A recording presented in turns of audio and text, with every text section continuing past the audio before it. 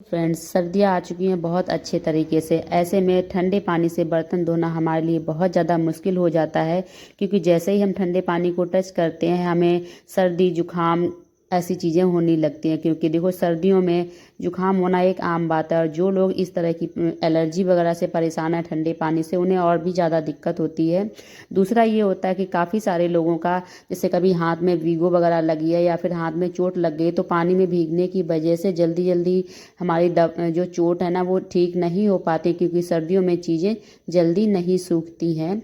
तो आज एक मैं सिंपल सा तरीका बताऊंगी, जिससे कि आप चूड़ियों की हेल्प से बहुत आसानी से कड़कड़ाती सर्दी में अपने बर्तनों को वॉश कर पाओगे, और उसके अलावा और भी ढेर सारे अपने काम कर पाओगे। तो उसके लिए आपको क्या करना है, इस तरह की जो भी पन्नी होती है ना, आपको ये ले लेनी है और आपको हाथ में पहन लेनी है। और यदि आपके पास इस तरह की नहीं है तो फिर नॉर्मल वाली जो सब्जी वगैरह लेके आते हैं ना, वो वाली पन्नी है तो उन वाली पन्नी का भी यूज कर सकते हो। और इस तरह से आपको हाथ में फंसा के आपको एक नॉट लगा लेनी है, एक के बाद आप दूसरी लगा लीजिएगा, जिससे कि ये अच्छे से टाई हो जाए और हमारे हाथ से सरके नहीं। और इसके बाद आपको क्या करना है, आपको जो चूड़ियाँ हैं ना, अपनी चूड़ियों में इस पन्नी को अच्छे से ऐसे दबा के फंसा लेनी है ऊपर खींचते हुए, ताकि चूड़ियों की हेल्प से आपकी पन्नी जो है ना एक जगह पे फिक्स हो जाए। और दूसरे हाथ में हम दूसरी वाली पन्नी पहन लेंगे। आपके पास जैसी हो आप वैसी पहन लीजिए। और यदि कोई नहीं है, आप अकेले हो घर में काम करने को, तो ये तरीका बहुत अच्छा है कि पहले से आप हल्की सी नॉट लगा लें, उसके बाद हाथ फंसा के एक हाथ से आप इस तरह से खींच लेंगे और बहुत आसानी से आपकी नॉट लग जाएगी। उसके बाद आपको क्या करना है, आपको एक सॉक्स जो भी आपके पास अवेलेबल हो, बस साफ होना चाहिए, उसे अपने हाथ के ऊपर पहन लेना है। सॉक्स पहनना जरूरी नहीं है, लेकिन सॉक्स पहनने से हमारे 2 से 3 काम और आसानी से हो जाएंगे, और इसके कई सारे फायदे हैं जो कि मैं आपको वीडियो में आगे बताऊंगी। तो पहला तो ये है कि आपको क्या करना है, सॉक्स पहन लिया, इसके बाद आप जिस स्क्रबर से या फिर जैसे भी आप स्पॉन्ज से धुलना चाहते हो ना, उसमें साबुन लगाइए और आराम से आप बर्तनों को मांज सकते हो। और जिस तरह से ना आपके हाथों के कांटेक्ट में पानी नहीं आएगा, जिससे कि आपको जुकाम वगैरह होने के चांसेस जो है वो 99% तक कम हो जाते हैं। 100% मान लीजिएगा हो जाते हैं। और दूसरा क्या होता है कि यदि आप जो है ना कि स्क्रब से नहीं वॉश करना चाहते हो, आप ऐसे ही कर सकते हो, तो भी उसके लिए भी एक आइडिया है। उसके लिए क्या करना है, आपको स्क्रब मत लीजिएगा और आपका जो सॉक्स है जो आपने हाथ में पहन के रखा है ना, इसी में आप साबुन लगा लीजिएगा, और आपको अलग से स्क्रबर लेने की भी आवश्यकता नहीं होगी। और आप आसानी से अपने बर्तन जो ना इन्हें आसानी से मांज सकोगे, इस तरह से अपने हाथों में साबुन लगाने के बाद में।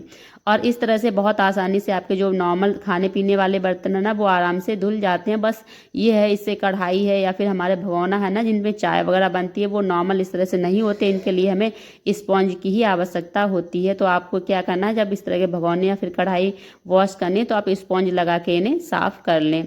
और जब सारे आपके बर्तन जो है ना उनमें साबुन से अच्छे से लग जाए, उसके बाद आपको क्या करना है, आपको बर्तन को वॉश कर लेना। आप देखो, इस हमने जो सॉक्स पहन के रखा ना, इसका एक फ़ायदा ये है कि आपने देखा होगा जब भी आप बर्तन वॉश करके रख देते हो, तो आपके बर्तनों में वाइट वाइट सा साबुन लगा रह जाता है किनारों पे, खासकर इस तरह की प्लेटों पे, कटोरियों पे, थाली की साइड साइड में। तो यदि आपने सॉक्स पहन रखा है ना, तो आप बर्तन वॉश करते समय यही हाथ अपने बर्तन पे ना इस तरह से फेर देंगे, तो जो आपका साबुन जैसा जाम रहता है वो बिल्कुल भी जाम नहीं होगा, और हमारी हेल्थ के भी इश्यूज कम हो जाएंगे। क्योंकि साबुन बर्तन में रहता है ना, तो हम खाना वगैरह खाते हैं तो वो हमारे पेट में जाता है। सारे बर्तन वॉश करने के बाद आप हाथ देखेंगे, आपका हाथ ज़्यादातर तो बिल्कुल सूखा ही रहता है। और यदि हो भी जाता है एक आध बूंद, यदि आपकी पन्नी के इशू की वजह से, तो वो भी हमें इतना ज़्यादा नुकसान नहीं करता। तो देखो, जिस वाले हाथ में मैंने सॉक्स पहन के रखा था ना, ये हाथ बिल्कुल सेफ है, जैसा था वैसे ही, बिल्कुल भी मुझे ठंडा फील नहीं हुआ। और आप सोचेंगे मैं पन्नी का यूज क्यों बता रही हूँ, इसकी जगह पे हम सिलिकॉन ग्लव्स वगैरह यूज कर सकते हैं। तो वो ग्लव्स वगैरह होते हैं वो हर जगह पे नहीं मिलते हैं। दूसरा क्या होता है, यदि हम गांव वगैरह में रहते हैं तो हम अफोर्ड भी नहीं कर पाते हैं, इसलिए। और कभी कभी क्या होता है कि हम लेट नाइट में बर्तन धोते हैं, तो भी हम इस तरह से यूज कर सकते हैं, क्योंकि हम डेली टाइम पे धो लेते हैं तो हमें पन्नी वगैरह की आवश्यकता नहीं होती है। और यदि लेट हो जाता है, रात में पानी ठंडा हो जाता है, तो आप इस तरह से धुल लें। और इस तरह से आपको बार बार खरीदने की भी आवश्यकता नहीं होगी, और आप पन्नी को इस तरह से धुल के सुखा लें और दोबारा से देखा होगा, जब भी हम बर्तन वॉश करके रखते हैं तो हमारी जो इस तरह की डलियां होती ना, इनमें पानी नीचे नीचे चिपका सा रहता है। कितना भी पानी निकाल लो, बहुत ज़्यादा होगा तो बह के निकलेगा, लेकिन जो नीचे है ना, ये ज़मीन हमारी सूख नहीं पाती। और यहाँ पे लंबे समय तक जब हमारे बर्तन रखे रहते हैं, क्योंकि हम बार बार वॉश करते हैं, तो यहाँ पे हल्के हल्के से कीड़े भुनके जैसा रह जाते हैं, जो कि हमारे किचन को बहुत ज़्यादा अनहेल्दी कर देते हैं। क्योंकि पानी निकलता है और वो सूख नहीं पाता और ऐसे ही फिक्स सा बना रहता है। इसके अलावा क्या होता है, हमारे जो डलियाँ वगैरह है ना बर्तन वॉश करने वाले, उनमें पानी जाम हो जाता है, जिससे सफ़ेद सफ़ेद से दाग भी हमारी डलियों में पड़ जाते हैं।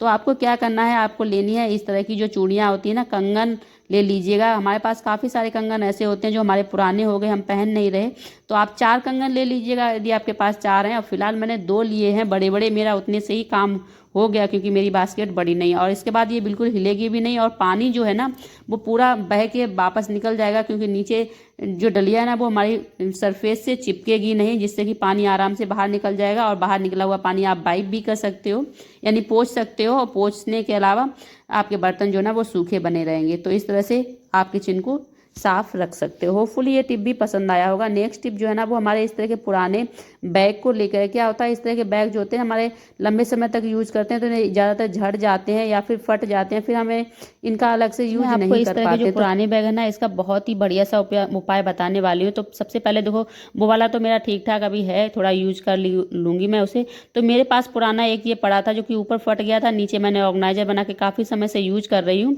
तो मैंने सोचा चलो इसी का बना लेती हूँ, दूसरे का मैं ऑर्गेनाइजर बना लूँगी, क्योंकि बहुत समय से एक चीज़ यूज करते रहते तो मन भी भर जाता है। तो फिलहाल मेरे पास ये था। अभी मुझे क्या करना है, मेरे हाथ में 2-3 कंगन पहन रखे। एक्चुअली मैंने वीडियो वो वाला बाद में शूट किया था, ये पहले किया था, तो मैंने कंगन ढूंढ के हाथ में पहन लिए। इसके बाद मैंने क्या किया, जो एक कलर का कपड़ा है ना दोनों साइड का, मैं इसे काट के कर लूँगी अलग। इसे हम काट के निकाल लेंगे और इसका एक बहुत ही बढ़िया सा ऑर्गेनाइजर हमारे घर के लिए बनने वाला है, जो कि आपने आज से पहले नहीं देखा होगा। उम्मीद तो इसी तरह से करते हैं। और आप चाहें तो ये जो ना नए बैग से भी बना सकते हो, लेकिन मैं नए बैग से बनाने से पहले पुराने वाले से इसलिए बना रही हूँ क्योंकि ये भी हमारा अभी ऐसा नहीं है कि ये फेंकने लायक हो गया हो जैसे हम फेंक दें। और हम लोगों का काम होता है कि इन्हें जिन चीज़ों को जितना यूज कर सकते हो उतना कर लेना चाहिए। तो नीचे वाला थोड़ा फटा था इसलिए मैंने उसे काट के निकाल दिया है। ऊपर वाले को भी मैं इसके साइज़ का काट सकती हूँ, लेकिन मैं नहीं काट रही क्योंकि मुझे लेंथ थोड़ी सी ज़्यादा चाहिए। और इसके लिए मैं क्या करूँगी कि दोनों को बीच में इस तरह से अटैच कर दूँगी, जिससे लेंथ थोड़ी सी हमारी लगभग 2 इंच बढ़ जाएगी। अब हमें क्या करना है, इस तरह से बीच में सबसे पहले तो मैं मशीन की हेल्प से ना इस तरह से अटैच कर दूंगी। और अटैच करने के बाद में हम करेंगे आगे का काम। मैंने बीच में अटैच कर दिया है और अटैच करने के बाद में इस तरह से मैं इसके बिल्कुल बराबर बराबर कर लूँगी। और बराबर करने के बाद इसकी जो दोनों साइडें हैं ना, इन दोनों साइडों पे मैं एक स्टिच मार दूंगी, जिससे कि ये हमारा एक तरह से थैली जैसी बनके रेडी हो जाएगा। लेकिन इसका हम काम क्या करेंगे ये मैं आपको बता दूं। तो उससे पहले मैंने क्या किया, इसे सीधा कर लिया है और जो इसका ऊपर वाला पार्ट है ना जहाँ पे हमारा खुला था, वहाँ पे मैं इस तरह से कट कर दूंगी, ताकि ये जो है ना एक हैंडल जैसा बन के रेडी हो जाए। जैसा कि अभी आप वीडियो में देखेंगे तो आप आगे समझ पाएंगे कि मैंने क्या किया। तो इस तरह से हैंडल बन गया ना। अब हमें क्या करना है, जो नीचे वाली साइड है ना जहाँ पे हमारी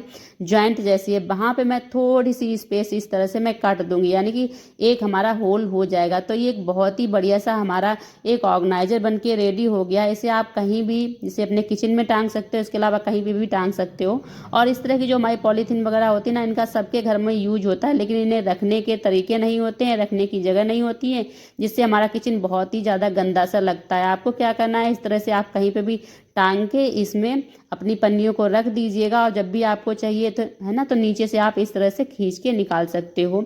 और इस तरह से आपका घर जो है ना वो ऑर्गेनाइज रहेगा, आपकी पन्नियाँ भी पूरे घर में फैली फैली नहीं रहेंगी। और इसे मैंने ना अपने गेट के पीछे वाले हिस्से पे टांग रखा है और यहाँ से आराम से आप काम कर सकते हो। तो इसके अलावा जो हमारे इस तरह से दवाइयों वाले बैग आते हैं ना, इन्हें भी आप यूज कर सकते हो नीचे हल्का सा कट लगा के। तो दो में जो तरीका अच्छा लगा हो उसे आप लाइक कर दीजिएगा, और वीडियो पसंद आया तो फिर वीडियो को सब्सक्राइब जरूर कर लीजिएगा। Bye bye.